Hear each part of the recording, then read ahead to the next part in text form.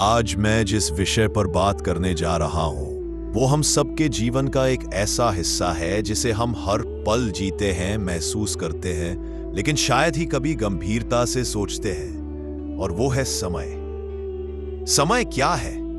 यह एक ऐसा प्रश्न है जिसने सदियों से दार्शनिकों, वैज्ञानिकों और आम लोगों को मोहित किया है। हम इसे घड़ी की टिक टिक में, कैलेंडर के पन्नों में, उगते डूबते सूरज में और बदलती ऋतुओं में देखते हैं। हम कहते हैं समय बहुत कीमती है, समय किसी का इंतजार नहीं करता, या समय सब घावों को भर देता है। परंतु वास्तव में समय क्या है? वैज्ञानिक दृष्टिकोण से भौतिक विज्ञान में समय को अक्सर ब्रह्मांड के चौथे आयाम के रूप में देखा जाता है, स्थान स्पेस के 3 आयामों के साथ।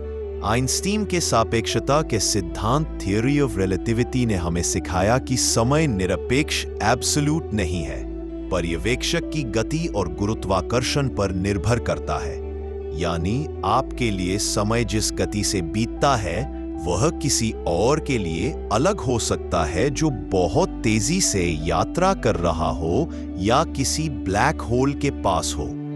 दार्शनिक और आध्यात्मिक दृष्टिकोण से कई दार्शनिक और आध्यात्मिक परंपराएं समय को एक भ्रम या मानव मन की एक रचना मानती हैं। वे कहते हैं कि वर्तमान ही एकमात्र वास्तविक चीज है, जबकि अतीत यादें हैं और भविष्य कल्पनाएं हैं। बौद्ध धर्म और हिंदू धर्म जैसी प्राचीन भारतीय परंपराएं समय को एक चक्रीय प्रक्रिया, साइक्लिक प्रोसेस के रूप में देखती है, जहां सब कुछ पैदा होता है, बढ़ता है, क्षय होता है और फिर से नया जन्म लेता है। यह एक अनंत चक्र है। कुछ दार्शनिकों का तर्क है कि समय केवल घटनाओं का एक क्रम है। यदि ब्रह्मांड में कोई घटना न हो तो क्या समय का कोई अर्थ होगा?